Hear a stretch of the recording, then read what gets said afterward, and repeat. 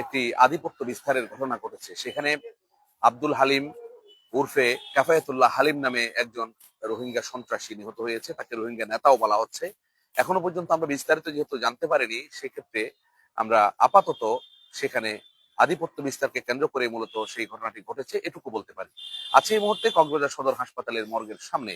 এখানে কিছুক্ষণের মধ্যে তার মরদেহ নিয়ে আসা হবে ময়না তদন্তের জন্য। যদিও নিয়ম অনুযায়ী রাতের বেলায় ময়নাতদন্ত হয় না, কিন্তু তার মরদেহ হাসপাতালের ফ্রিজের মধ্যে রাখা হবে। সেখান থেকে আগামীকালকে সকালে মরদেহ ময়না তদন্ত হবে এবং পরবর্তী সময়ে সেটি দাফনের জন্য সেখানে ক্যাম্পের ওখানে নিয়ে যাওয়া হবে।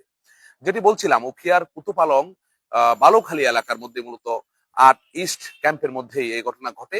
সেখানকার এপিবিএন এর যারা কর্মকর্তা আছেন তারা আমাদেরকে জানিয়েছেন, ওই এলাকার মধ্যে মূলত মোটরসাইকেল যুগে যিনি নিহত হয়েছেন তিনি যাচ্ছিলেন। ওই সময়ে সেখানে যে ঘটনা ঘটে, আধিপত্য বিস্তারকে কেন্দ্র করে মূলত পূর্ব প্রস্তুতি ছিল এরকম কেউ তাকে গুলি করে, এবং গুলি করার পরে সে সেখানে গুরুতর আহত হয়। পরবর্তীতে পার্শ্ববর্তী এমএসএফ হাসপাতালে নিয়ে যাওয়া হলে সেখানে তিনি মৃত্যুবরণ করেন, এমন তথ্য এপিবিএন পুলিশের পক্ষ থেকে আমাদেরকে জানানো হয়েছে। পরবর্তী সময়ে হয়তো বিস্তারিত জানানো যাবে আসলে কে মানে যে মারা গেছে তাকে কেন মারা হয়েছে বা কারা মেরেছে, সেই বিষয়গুলো আমরা বিস্তারিত পরে জানবো। কিন্তু ইতিপূর্বে যে ক্যাম্পের যে পরিস্থিতি, সেখানে কিন্তু একাধিক জন মানুষ মারা গেছেন, এবং আমরা যতটুকু জেনেছি মূলত সবগুলো হত্যাকাণ্ডের সাথে আধিপত্য বিস্তারের একটি বিষয় থাকে। যার কারণে কোন এলাকায় কে নেতৃত্ব দিবে, কোন রোহিঙ্গা নেতা মারা যাবে, কিংবা সন্ত্রাসী নেতা মারা যাবে, অথবা সন্ত্রাসী গ্রুপ আছে আলাদা আলাদা, সেখানে গ্রুপের মধ্যে নিজেদের মধ্যে দ্বন্দ্ব ছড়িয়ে যায়। সেই দ্বন্দ্বের কারণে কিন্তু অনেক গোলাগুলির ঘটনা ঘটে। সেখানেই মূলত অনেক লিডার মারা যায় এবং অনেক সময় তাদের মধ্যে এই আধিপত্য বিস্তারের ঘটনাগুলো ঘটে। এখানে অনেকগুলো ঘটনা আছে, সবগুলো মিলিয়ে কিন্তু মাদকের একটা বিস্তার রয়েছে, অস্ত্রের কারবার রয়েছে, এবং এলাকা ভিত্তিক যেখানে নিজেদের মধ্যে যেখানে আধিপত্যের কথা আছে, সব মিলিয়ে রোহিঙ্গা ক্যাম্প কিন্তু একটি অস্বস্তিকর অবস্থা বিরাজ করছে কক্সবাজারের উখিয়া এবং টেকনাফের যে রোহিঙ্গা ক্যাম্পগুলো রয়েছে সেখানে। আমরা জেনেছি আইন শৃঙ্খলা বাহিনী যতটুকু সম্ভব কড়াকড়ি নজরদারি অবস্থানে থাকে, কিন্তু সেখানে তারা প্রয়োজনের তুলনায় অপ্রতুল আইন শৃঙ্খলা বাহিনী, যেখানে আইন শৃঙ্খলা বাহিনীর অবস্থান থাকার কথা সেখানে কিন্তু কোনো কোনো দুর্গম জায়গায় আইন শৃঙ্খলা বাহিনী নিজেও ভয়ে যায় না। যার কারণে এই দুর্ঘটনাগুলো ঘটে এবং হত্যাকাণ্ডের ঘটনাগুলো রোহিঙ্গারা সহজেই ঘটাতে পারে।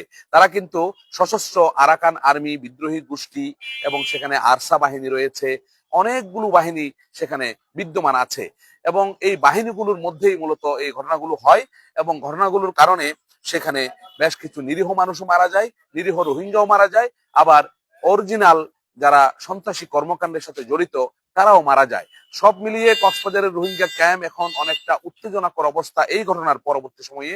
বাকিটা সময় অন্যান্য সময় কিন্তু স্বাভাবিক পরিস্থিতি থাকে। এখন আমরা যতটুকু জেনেছি, যে এলাকায় হত্যাকাণ্ড হয়েছে সেখানে কিন্তু কিছুটা হয়তোবা আইন শৃঙ্খলা বাহিনীর কড়াকড়ি অবস্থান আছে, এবং তাদের মধ্যে যোগাযোগটা আছে। তারা চেষ্টা করছেন যারা এই হত্যাকাণ্ড ঘটিয়েছে বা সন্ত্রাসী বাহিনী কারা কাকে গুলি করেছে সেই বিষয়গুলো তারা যৌথ বাহিনী সেখানে অভিযানে নামতে পারে, বা তারা সেখানে এপিবিএন বাহিনী থেকে শুরু করে র্যাবের পক্ষ থেকে আলাদা আলাদা ভাবে হয়তোবা অভিযানে নামতে পারে। কিন্তু এই অভিযানটা কখন হয়? যখন কেউ মারা যায় তখন হয়। এভাবে যদি দিনের পর দিন প্রতিনিয়ত যদি হত্যাকাণ্ড ঘটতে থাকে, তাহলে কিন্তু কক্সবাজার তথা ক্যাম্পের আইন শৃঙ্খলা পরিস্থিতি খুবই ভয়ঙ্কর পরিস্থিতি হতে পারে।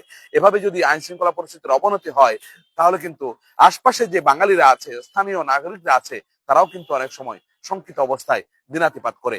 এভাবে যদি মানুষের মধ্যে একটা আতঙ্ক বিরাজ করে, তখন কিন্তু সেই বাংলাদেশের যাদেরকে আশ্রয় দিয়ে মানবিকতা দেখিয়েছিল বাঙালি কক্সবাজারের স্থানীয় বাসিন্দারা, তারা কিন্তু একটা রীতিমতো আতঙ্কের মধ্যে বসবাস করছে। সেক্ষেত্রে প্রশাসনের কাছে আরো একটু নজরদারি বাড়ানো, পাশাপাশি রোহিঙ্গা ক্যাম্পকে স্থিতিশীল রাখার জন্য তাদের মধ্যে স্বাভাবিক পরিস্থিতি যেন বিরাজ করে, সেই বিষয়ে প্রশাসনের আইন শৃঙ্খলা বাহিনীর হস্তক্ষেপ চেয়েছে কক্সবাজারের স্থানীয় নাগরিক কমিটি যারা আছেন, বিশেষ করে রোহিঙ্গা প্রতিরোধ কমিটি, রোহিঙ্গা ক্যাম্প কেন্দ্রিক যারা কাজ করেন, রোহিঙ্গাদের নিয়ে রোহিঙ্গা হটাও আন্দোলন রয়েছে, সবগুলো মিলিয়ে অনেকগুলো সামাজিক ভাবে কাজ করে এরকম লোকজন তারা কিন্তু বারবার এই দাবিটা জানাচ্ছেন সরকারের কাছে তথা স্বরাষ্ট্র মন্ত্রণালয় কিংবা আইন শৃঙ্খলা বাহিনী, যারাই বলি না কেন, মূলত যে নিরাপত্তা নিশ্চিত করে যে বাহিনী, সেই বাহিনীর কাছেই মানুষ নিরাপত্তা চেয়েছে। কক্সবাজারের পরিস্থিতি পর্যটন এলাকা এটি, এখানে যদি রীতিমতো এ ধরনের আধিপত্য বিস্তারকে কেন্দ্র করে রোহিঙ্গা ক্যাম্প কিংবা ক্যাম্পের বাইরে অথবা অন্যান্য জায়গায় যদি এ ধরনের ঘটনা ঘটতে থাকে, তাহলে কিন্তু পর্যটনের উপরেও এটি প্রভাব পড়তে পারে, এমন আশঙ্কাও কিন্তু আমরা এড়িয়ে দিচ্ছি না।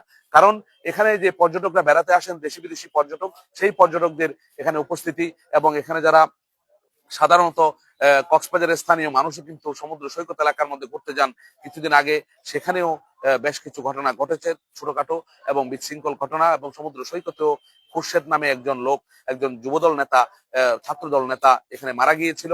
এবং পরবর্তী সময়ে এর আগেকার সময়ে একটা দুই বাহিনীর মধ্যে একটা ছুরি কাঘাতের একটা ঘটনা ঘটে, সেখানেও কিন্তু বেশ কিছু আইন শৃঙ্খলার অবনতি হয়েছিল।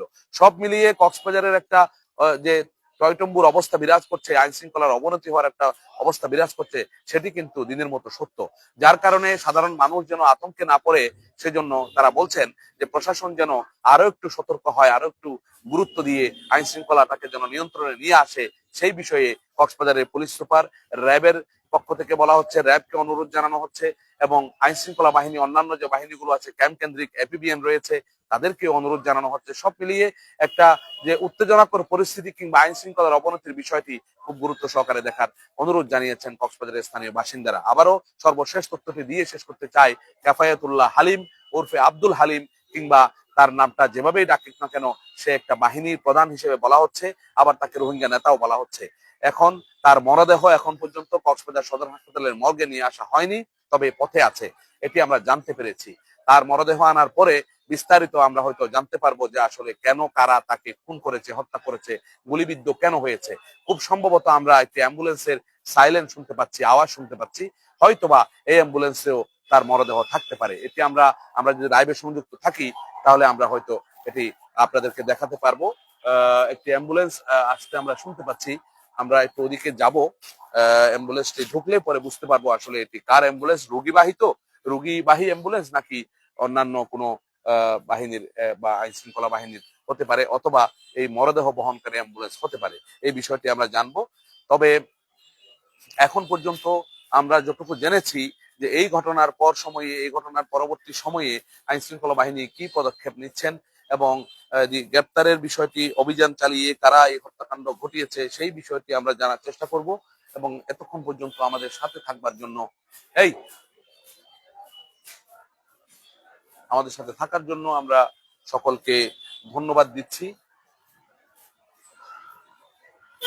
মূলত কক্সবাজার সদর হাসপাতালের আঙ্গিনায় আসলে অনেক সংবাদকর্মী অপেক্ষমান এই ঘটনাটি কভার করার জন্য, সংবাদটি কভার করার জন্য, এবং আমরাও চেষ্টা করছি সর্বশেষ খবর, সব শেষ মুহূর্তের যে কোনো ঘটনা ঘটার সাথে সাথে আমরা সেটি জানানোর চেষ্টা করি সবসময়।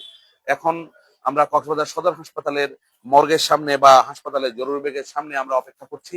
এখানে বেশ কিছু গণমাধ্যম কর্মী অপেক্ষায় আছে একই সংবাদ কভার করার জন্য।